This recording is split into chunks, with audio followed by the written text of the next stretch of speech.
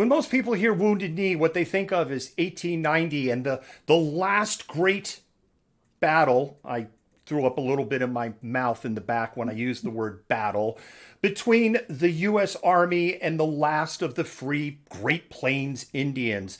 Wounded Knee was an absolute massacre. But what a lot of people don't know, because it's been forgotten by those who lived through it, and likewise, it isn't taught in U.S. history class, is there was another armed conflict between the U.S. military and the Great Plains Indians. And it happened 48 years ago, almost to the day. And with that, Jennifer, and that intro, I'm going to turn it over to you.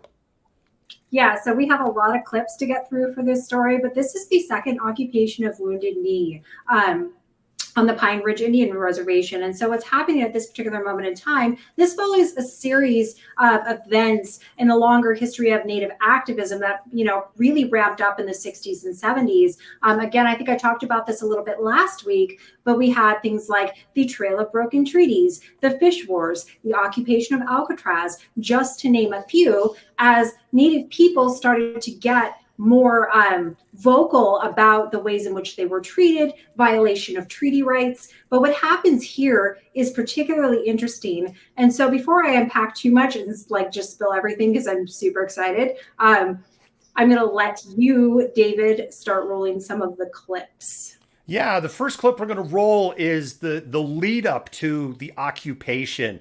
And this is taken from a documentary called We Shall Remain. It is available for free on the PBS website. It is available for free all over on YouTube. It is a 5-part documentary. It is so worth the 7-ish hours of your time to watch it end to end if you have not watched it.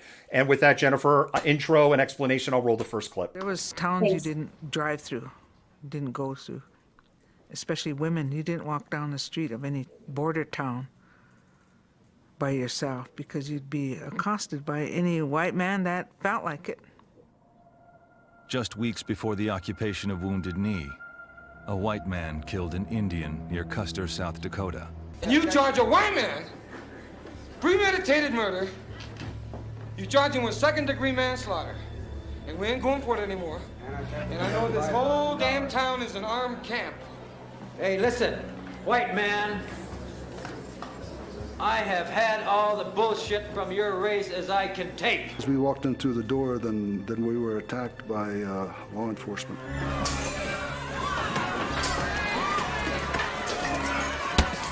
We were fighting, and they come at me with the nightsticks, so I blocked it and took it away and started using it on them. Protesters set the courthouse ablaze and left Custer in shambles. Yeah, so what's happening here, I talked a little bit last week about AIM and their charismatic. Russell Means and Dennis Banks were often identified as AIM's leaders, but it was because they were the most noticeable and the most charismatic. Russell was the first one in the video speaking, and he really embodied and really kind of took on this stoic Indian warrior thing, because it was kind of part of what got him recognized, and he was a very charismatic orator. But what happened leading up to this is that somebody had been murdered, a Native person had been murdered by a white man. The charges did not fit the crime. And this had been an ongoing issue. And we talked about Pine Ridge being extremely geographically isolated. And the border towns often really contributed to some of the bad things that were happening on the reservation. And I believe it was about 8 years ago, the Oglala Nation actually tried to sue Budweiser to stop selling beer on the perimeter of the reservation, because they're a dry reservation now, because so many bad things were happening and so many high instances of alcoholism and drug abuse and things due to the hopelessness and geographic isolation and unemployment and conditions on Pine Ridge. They ultimately were not victorious in their efforts, but this is just kind of an example of what's been going on long term as a result of that geographic isolation and the border towns. And I think it's worth noting it is still happening today. There were 109 missing women in the state of Dakota. that Dakota authorities are looking for. Of the 109 missing women, 79 are indigenous. Yep, absolutely. So this is kind of the beginning of the occupation, and then it starts to intensify a little bit as elders start to come to AIM and complain about the way in which the tribal government is functioning on the Pine Ridge Reservation.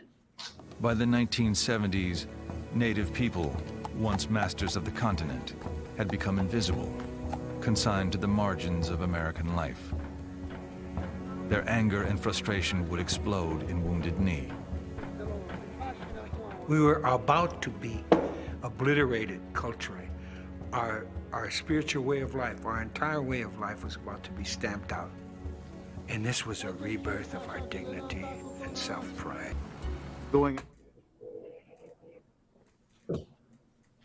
Sorry, I was like looking at a message.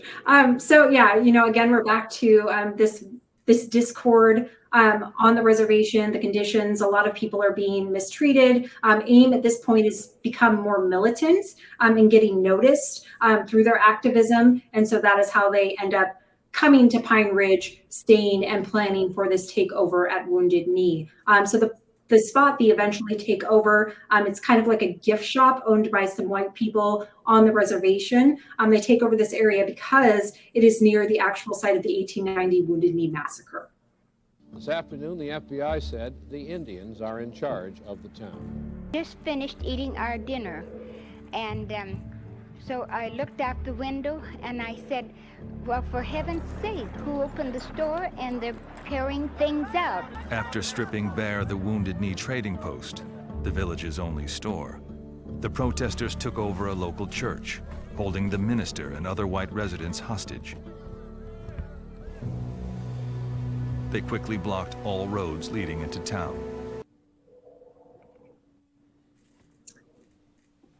Yeah, I don't think there's too much to say here other than reiterating they're taking over the white-owned kind of like gift shop and little store that's situated near the Wounded Knee massacre. And initially, I'm not sure if that clip shows it, but initially the people that owned the store were actually a little sympathetic to the protesters coming in to occupy their space.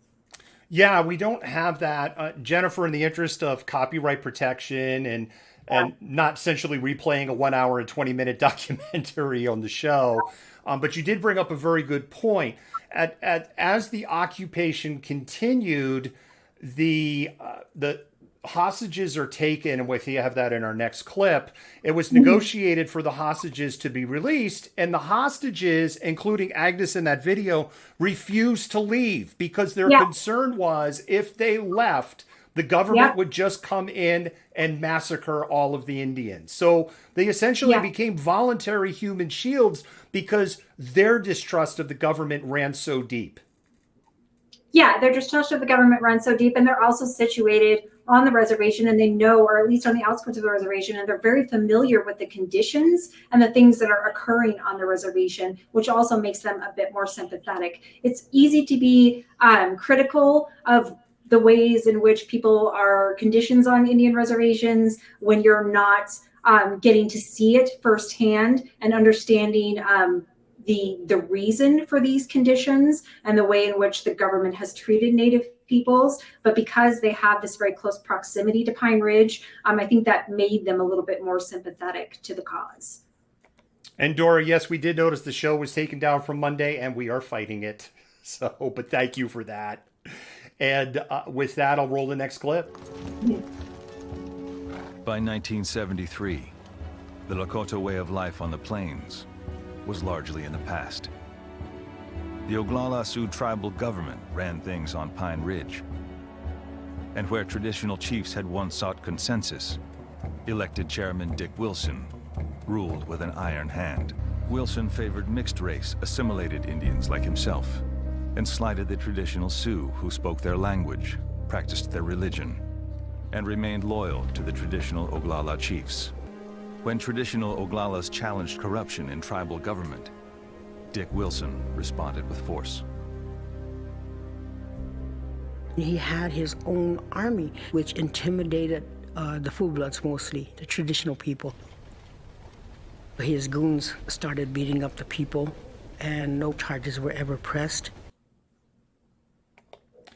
Jennifer, Dick Wilson was like the Donald Trump of the Ogallala Sioux tribal leadership from a historical standpoint. Yeah, and this stems back to just thinking about they'd asked for interior and BIA intervention because the conditions with the tribal government had become so bad and nothing was essentially being done about it. But he had this group of his own bodyguards that he called the Goons, the Guardians of the Oglala Nation, that basically just terrorized anybody that wasn't a part of that little clique. So he was making life miserable on the reservation. There was nepotism, there was corruption, there was bribery, there was violence. There were all of these things that were making it basically, if you weren't a part of that group, essentially impossible or miserable to be living within Pine Ridge borders. But I think perhaps in the interest of brevity, because we have so many clips, maybe we should just roll the clips continuously and then unpack the totality of the clips when they're finished. Unfortunately, we can't do it that way. Okay, sorry. You have to love fair use and copyright laws. It'll just we're rolling the dice on me doing a lot of paperwork and having to call a lawyer. Okay, I will try to keep my narration to a minimum. The military response is overwhelming. It involves plans using the U.S. Army to put down this rebellion. Clearly, there are people within the federal government who see a need to take it to the limit. There was a deep, rumbling, droning noise, and we were looking around, and we were surrounded by armored personnel carriers, APCs. All of a sudden, we saw these 2 fighter jets coming, and they circled around. And from the south, they just came right at us. Jennifer, that picture of them covering up the U.S. Army with U.S. Marshals that they deputized federal troops that fast is stunning. Is it though? In the longer history of, military and government engagement with Sioux peoples, is it really shocking that they went that route, that their immediate, first response was to call in the military and to show some kind of excessive use of force to try and, quash this occupation? That is how the military has always dealt with Native peoples, is through force and violence. Yeah, and one of the things when he was talking about the concern on the napalm, you need to remember when you're watching this, U.S. troops had just pulled out of Vietnam. Fall of Saigon is 2 years away. So there were a number, because who fought the Vietnam War? Minorities and poor people. And there were a number of people that were there who were Vietnam vets. And that's why this comment was made. When they saw the jets come over, they're like, well, that's it. They're coming with napalm and it's all done. Yeah, exactly. So many Native people fought for the nation in World War II, in the Vietnam War, even in the Korean War. So there were a lot of people that were fighting, and people kind of mistook this, I think, a little bit as assimilation rather than, hey, our nations are within your nation, so we need to protect our nation while at the same time we're simultaneously protecting yours. It was never like a swear of allegiance to the nation state. But a lot of times if you talk to Native people or read some of the oral histories that have been done by war veterans, it was, we need to protect our nation, and this is the way that we can do that. Today a teepee was set up in what is now called the demilitarized zone. Both sides are meeting there to negotiate an end to the takeover, but the progress is agonizingly slow. There were negotiations going on almost always during the occupation. Attempts on both sides to reach some sort of agreement. Officials from the Departments of Justice and the Interior took the lead in negotiations. So we're trying to negotiate a peace. Day 4. Yep. Yeah. We're going to go sit and smoke it out, I guess. I don't know. Trying to negotiate a peace day 4 when you've already deputized, people to act as U.S. Marshals and brought in the military doesn't really scream like any kind of genuineness about it. Doesn't seem authentic. And I would just like to remind the chuds who might be watching this, the ones who are like, government will never come and take my guns. Yeah. Yeah. Good luck with that. The government has the tanks and the airplanes and the bombs, and they don't even have to fly the airplane over your house if you really think you're that well defended. They could send a Tomahawk cruise missile in from 1,000 miles, and you would never even know. It would just be poof, gone. Or for that matter, a Predator drone. And I just want to make the comment to those who are, super pro 2A and, are concerned the government is going to take your guns and try and tie it back to the 1890 Wounded Knee massacre and the way in which the government actually took the firearms. If you go back through and read the transcripts of the Sioux people that went and testified in front of the government after that massacre, they were more concerned about the government taking and slaughtering their horses than they were their guns. Mic drop. Gonna roll the next clip. Turn that fucking light out. Within Wounded Knee, the days were relatively calm, while the nights exploded with gunfire. Just take these unarmed men and tell them, turn that goddamn light out or I'll shoot the fucker out. They were shooting machine gun fire at us, tracers coming at us at nighttime, just like a war zone. We had some Vietnam vets with us.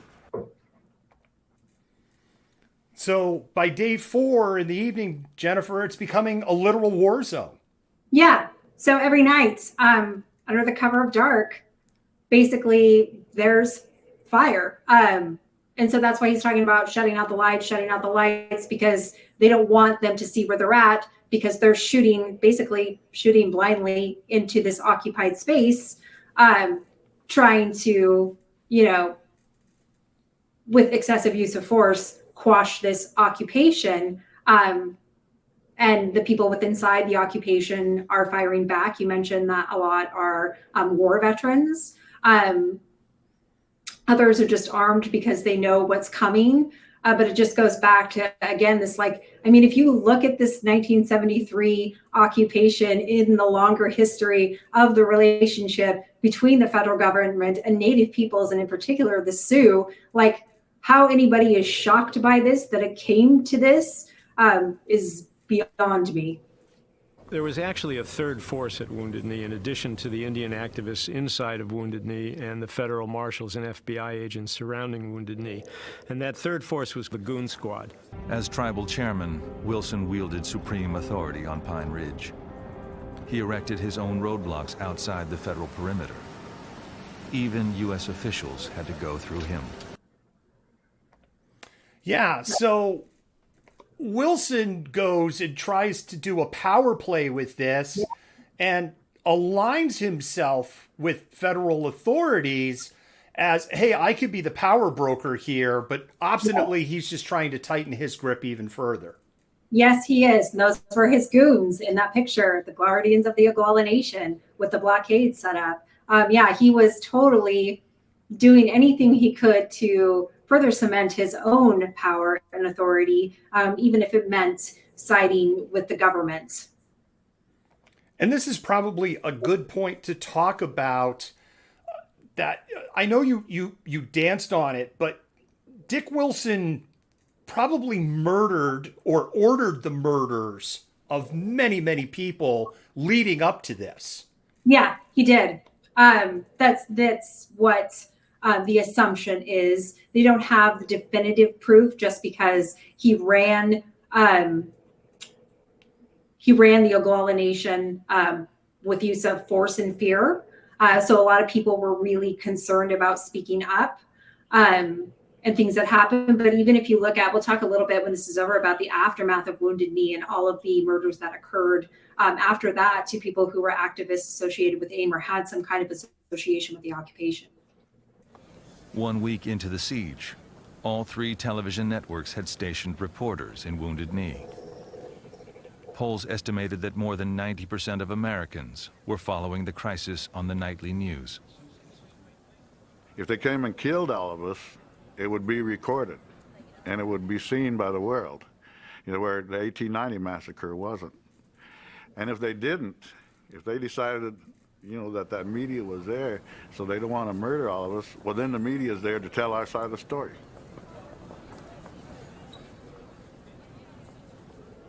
They wanted this stoic, American Indian man with a gun.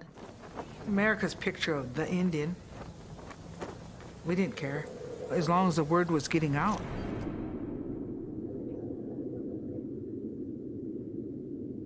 Après 37 jours de conflit avec les autorités fédérales, les Sioux de Wounded Knee dans le Dakota du Sud. There was a lot of folks here.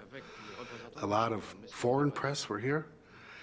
And they made it out to be kind of a cowboy Indian adventure, More people wanted confrontation. That seemed to attract the viewers. You guys get up so tight and start panicking, and you get down on the press. And we want them to film this bullshit.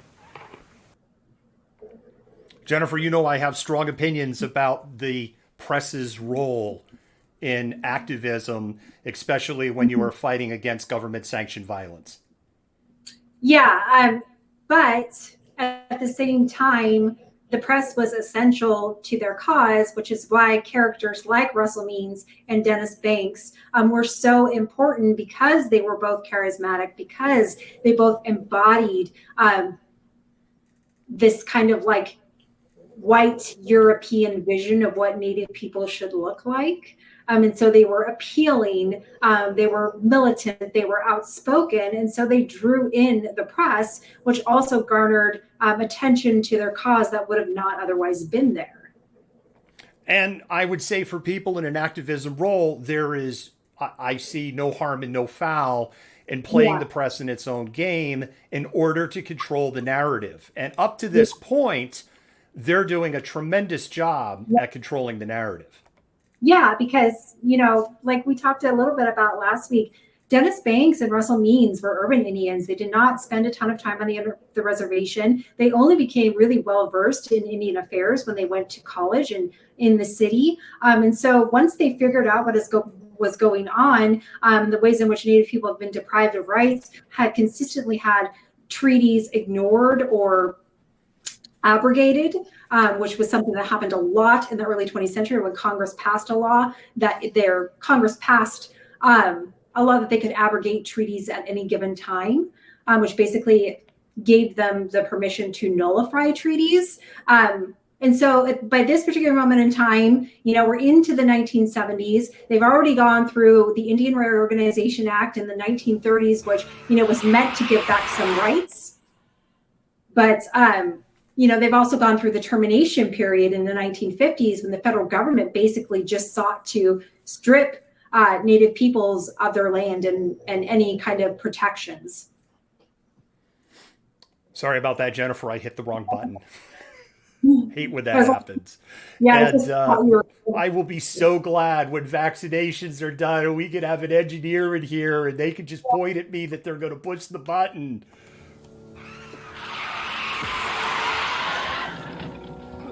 The government just backed down on that 6 o'clock thing. Beautiful. 2 days after issuing the ultimatum, U.S. officials shifted tactics. Hoping the occupation would simply peter out, they removed roadblocks around Wounded Knee and persuaded Dick Wilson to remove his. Federal officials would keep the inflammatory tribal chairman on the sidelines for the rest of the occupation.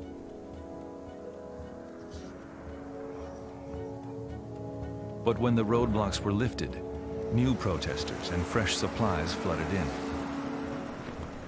On March 11th, revitalized occupation leaders made a startling announcement.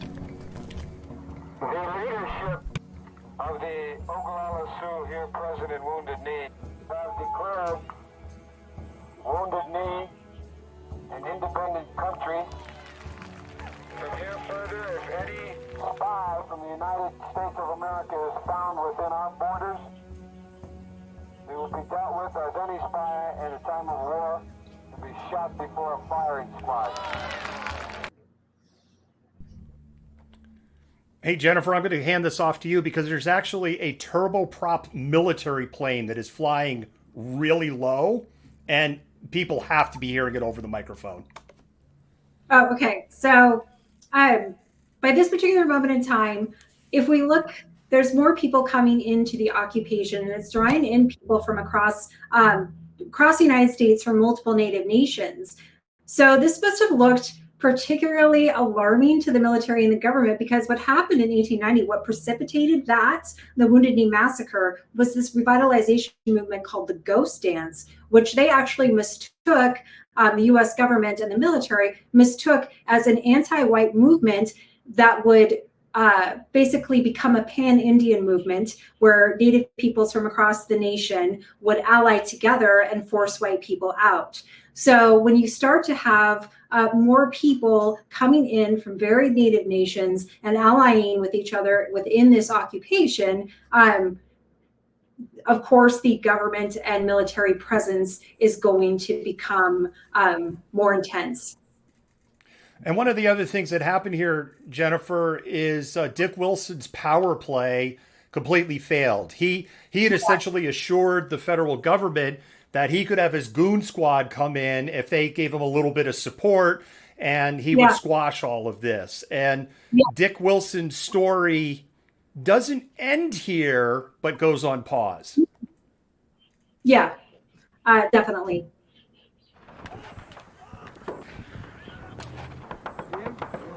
Over the course of the siege, government forces would pound the village with more than 500,000 rounds of ammunition. It was inevitable that there would be casualties. With the White House increasingly preoccupied with Watergate, the government had allowed the occupation of Wounded Knee to drag on. But at the end of March, the Justice Department sent a new negotiator who changed tactics. The electricity was cut off. The water line was cut. Then Frizzell cut off the protesters' most vital lifeline. He ordered reporters to leave town. So I'm going to jump in, Jennifer, before I hand this off to you, which is people that are protest activists today. The federal government made all of the media, international and national, leave on day 32.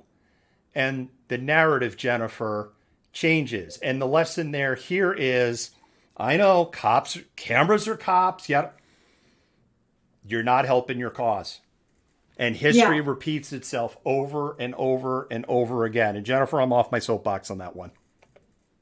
Yeah, so and what happens here too is that a man by the name of Frank Clearwater is shot, caught in the crossfire. He'd only been there a few days, or not even 24 hours, I think. And this happens on April 17th.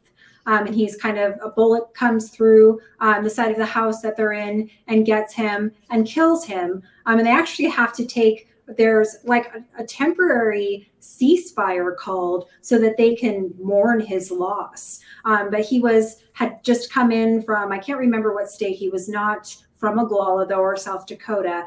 I want to say maybe the Carolinas, North Carolina. North Carolina. Yeah, North Carolina. And so, there was actually, after this, a temporary pause in this kind of like back and forth that they had going so that they could mourn his death. One of the other things that jumps out at me in that clip is, or two things. 500,000 rounds of ammunition fired, and the glee. I mean, this was filmed in 2009, but almost the glee that the FBI agent expressed in turning off the electricity and turning off the water. Like, I've shown them.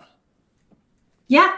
So again, we're back to the same tactics that military and government used to basically quash any even glimmer of resistance, especially in the early reservation period, where they would cut off subsistence. They would, not give them rations if they didn't cooperate. So these are tactics that have been well honed over the course of, 200 years in their ongoing war with Native peoples, trying to get them to come under U.S. hegemony.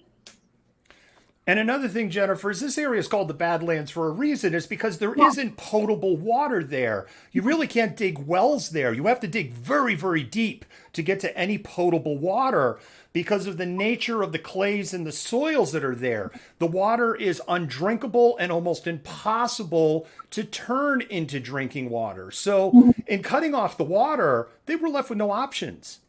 Yeah, essentially. And then, food drops were interrupted. Or they would promise them food on multiple occasions and not give it to them, or they would tell them they would allow for resources to be brought in and then not let that happen. So this was just kind of an ongoing, again, series of broken promises.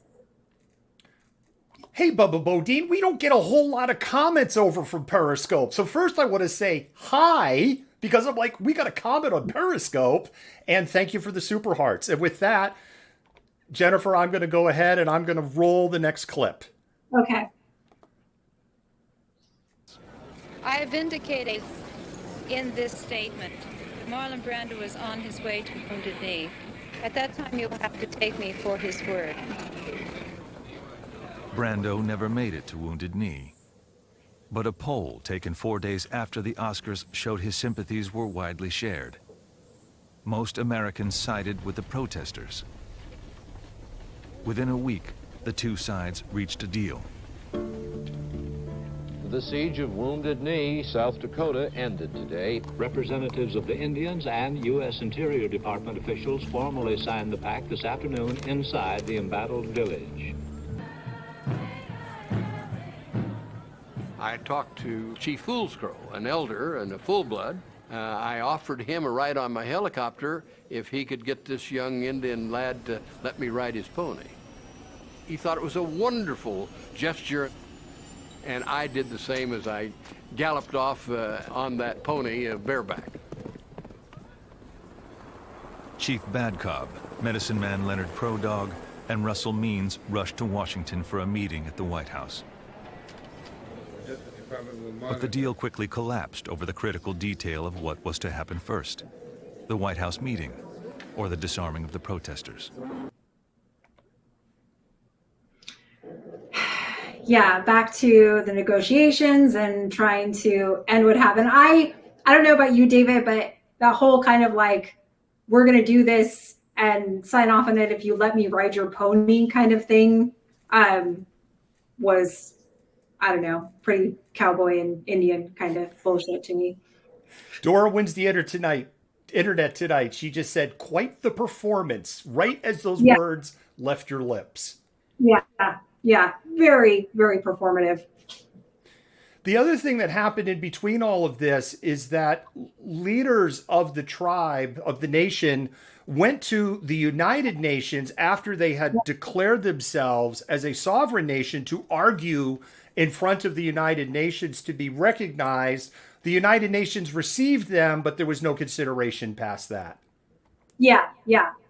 This has since changed, I want to say in 1996 now. I think there's laws in place to recognize sovereign Native nations. But yeah, in the longer history of sovereign Indian nations who have, going back to Justice Marshall in the 1830s, recognized as sovereign nations, inherent sovereign nations that pre-existed prior to European occupation, they've always had to reaffirm their sovereignty to the nation state, who is actually, the U.S. sovereignty is really fragile. And so they actually need Native peoples to reinforce and reaffirm their own sovereignty. So we talk about settler colonialism as this need to eliminate Native peoples in myriad ways, ranging from actual physical extermination to cultural extermination. But at the same time, the US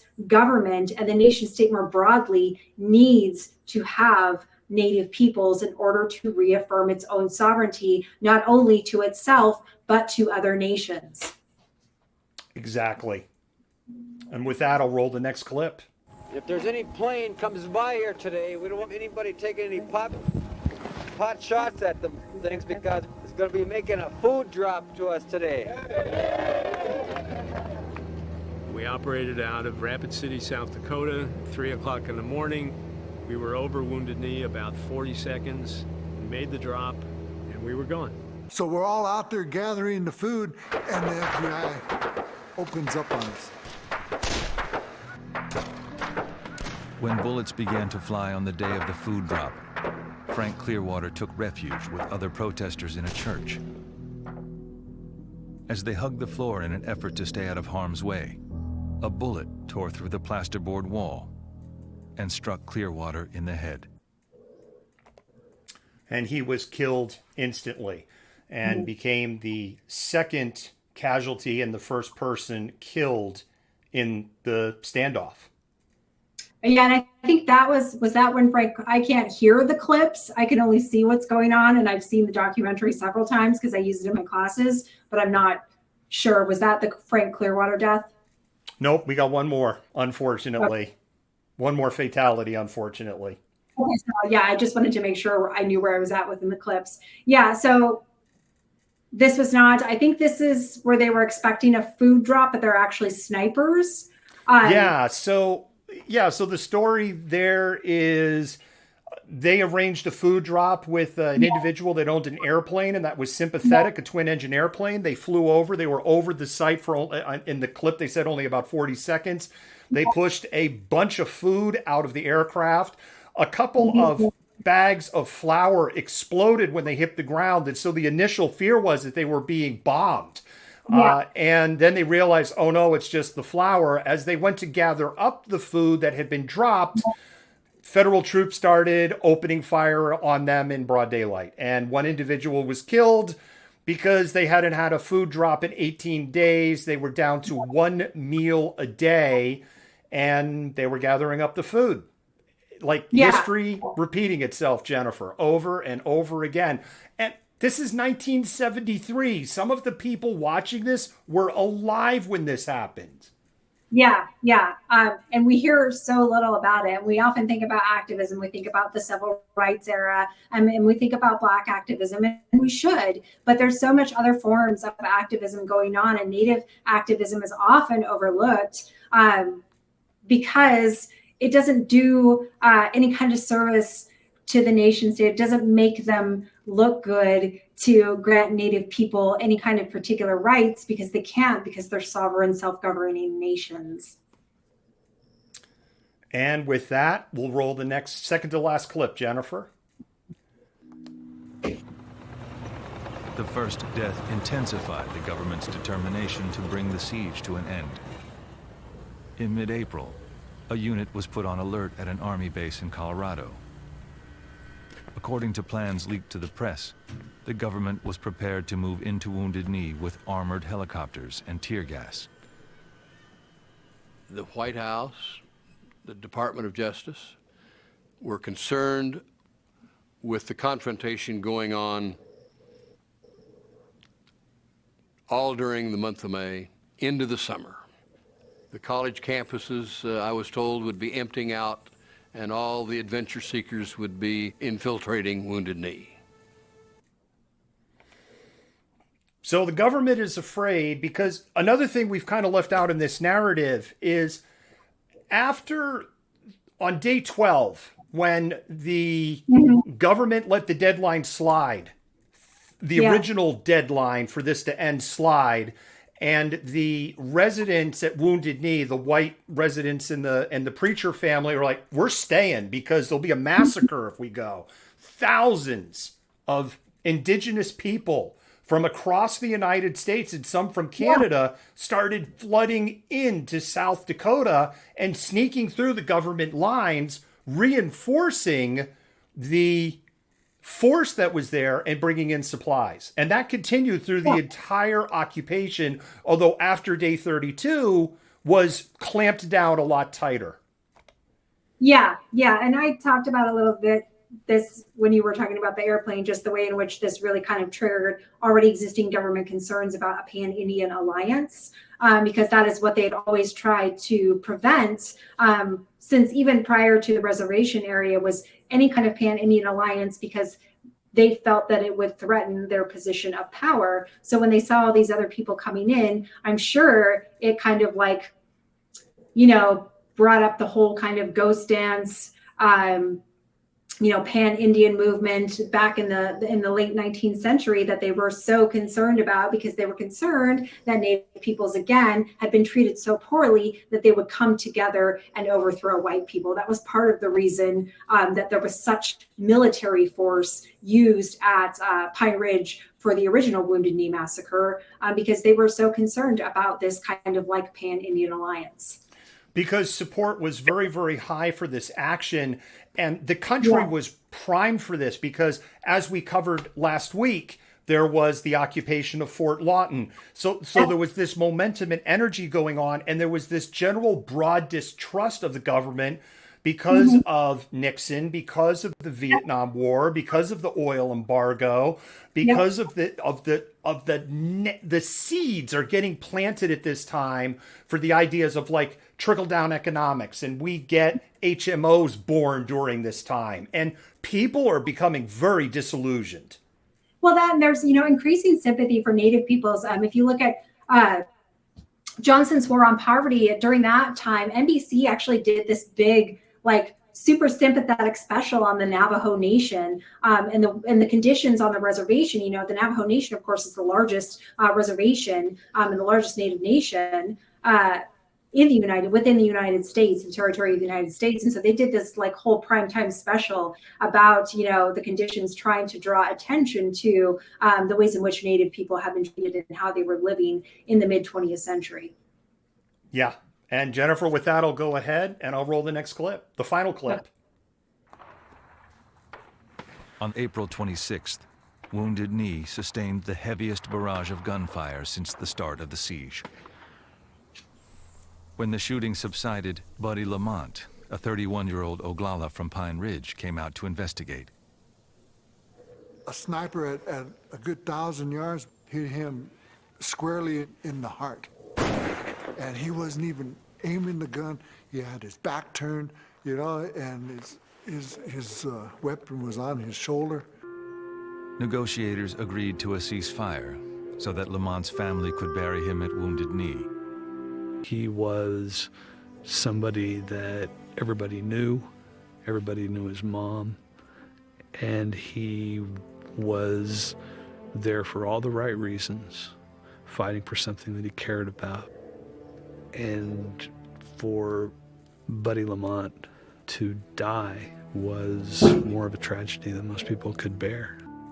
Fool's Crow and the other Oglala leaders had had enough. Despite AIM's objections, they insisted on bringing the occupation to an end. And with that, the occupation comes to an end. And Jennifer, one of the things that stands out to me is the American flag is draped on his casket, despite everything that is going on around them. It really is a stunning photograph for me to see. Yeah, no, absolutely. So it ends on May 8th, 1971 or 1973, after 71 days of occupation. Dick Wilson is never ousted from power as a result of this. And so it actually gets increasingly dangerous on Pine Ridge in the couple of years following that. And so I think any familiarity that most people have with Wounded Knee as a result of the imprisonment of Leonard Peltier, because he was actually considered part of AIM. And so when you think of Peltier and AIM, some people, connect that to Wounded Knee. But there were several murders and instances of violence aimed at activists who participated in the occupation. For example, in 1975, Anna Mae Aquash, who was part of AIM and actually president of the occupation, was found dead on the side of the road on the Pine Ridge Indian Reservation. And of course, nobody knows what happened, but there were other, mass instances of violence and mysterious deaths of activists who took part in this occupation in the aftermath, and Wilson was not removed from power. Yeah, you bring up a really good point. By 1975, the Pine Ridge Indian Reservation was the deadliest county in the United States of America. Yeah. The murder rate was through the roof. And on top of that, numerous disappearances. The Badlands doesn't give up its secrets easily. No, it does not. And I just think it's really important to acknowledge, this happened 48 years ago, which really in, like the historical timeline of the United States is not that long ago, but people don't really talk about it that much. Well, that's why I think this documentary series is so important. It's produced and directed by Native peoples. As you can see, there's a lot of Native people who are actually giving their perspective. There's Native historians and other scholars, other Native scholars, but of course non-Native people too. But the majority is like trying to correct this narrative and trying to really get people to understand the ways in which Native people have been treated by the federal government, by the military, and, kind of give their take on how things have went down, because we get so much of this whitewash history where like, oh yeah, the first Thanksgiving and, things went bad and they just basically died out because of progress, not because we took all of their land and, basically tried to exterminate them in various ways.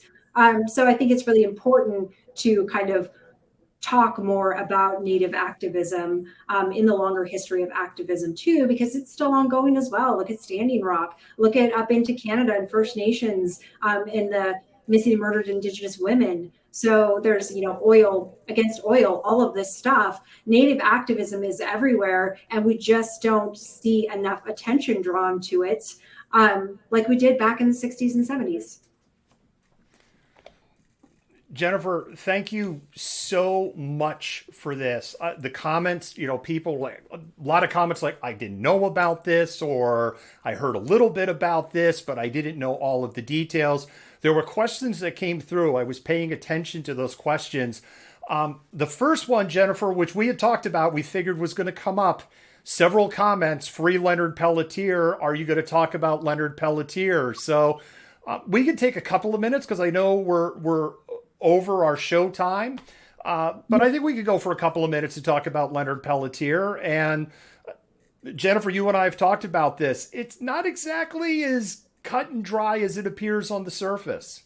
No, it's really not. There's a lot of different angles to that story. And so again, I talked a minute ago about how, sometimes when people think of Wounded Knee and Pine Ridge and AIM, that's the first thing they gravitate to is Leonard. But there's so much more to the story, and it's a big, broad story. What he was accused and convicted of and why he still sits in prison, there are some serious questions surrounding it. But he himself wasn't exactly always welcome at Pine Ridge. And he had a lot of people that did not care for his ongoing presence there. So I think that it's important to draw attention to his story, but I think it's not the only story deserving of attention. Next question that came up was, do you think Deb Haaland will give recognition to the Duwamish, which have been struggling to get their nation recognition from the federal government? So yeah, this whole federal recognition thing it's so subjective. And, part of the reason the Duwamish actually did not get federal recognition or had it revoked was because they couldn't establish for a particular moment in time, I believe it was like in the 1920s for about 20 years, they could not produce evidence that they had an ongoing government during this time that would basically allow them to be recognized as, a sovereign nation. But this is really complicated because the Duwamish were actually promised a reservation through the Treaty of Point Elliott. And so I had actually read documentation after that where, there were a lot of the original people, the Denny's, whatever. Denny actually was an Indian agent for a while. And so there was a document produced saying by another agent saying, hey, you guys promised them this reservation, but then Denny and others came out against him. And so they never actually got their reservation. And so they were basically either placed on Muckleshoot or into Tulalip, somewhat to Yakima. But a lot of times those nations didn't want them there, necessarily didn't want to recognize them. So it was very difficult for them, given the circumstances, to have an ongoing government during the time in which the Bureau of Indian Affairs basically said, if you can't produce the evidence for this, we can't recognize you. And to loop back, because you're talking about breaking treaties, of which I've heard the stat that the United States has not honored to the letter a single treaty that they have signed with any First Nation in any time in history. There's the Fort Laramie Accord of 1868. Gold is discovered in the Black Hills. That is completely broken. The Supreme Court decided 20-ish years ago that, yes, the lands of the Great Sioux Nation was taken away illegally, but at this point, there's so many white people here that we can't give you the Black Hills back, so we're ready to write you a check for $624 million. And the Pine Ridge Nation and the other nations of settlement said, no, we don't want our money, we want our land back. That money to this day is still sitting in a trust, and they still just want their land back. I just want to address a comment I see. Dora, I wasn't trying to say anything derogatory about Leonard. I was just saying that it's a very complicated story. And that, the instances, like the circumstances surrounding his arrest and being detained for that long are very questionable. But you have to look at the bigger historical picture, and the way in which it's a complicated story. Things like that are complicated. Leonard is a complicated man. And so, asking for his freedom and asking for more clarity about why he's there and, questioning the circumstances around his arrest are all extremely valid. But, I'm just saying there are other circumstances and other, factors that, aren't necessarily always talked about that need to be taken into consideration. I didn't say he wasn't necessarily deserving of freedom or that he committed a crime. There are several excellent books on the topic of Leonard Pelletier, that write it from a very balanced standpoint. Yeah. Jennifer, once again, thank you very much for that. And I'm going to roll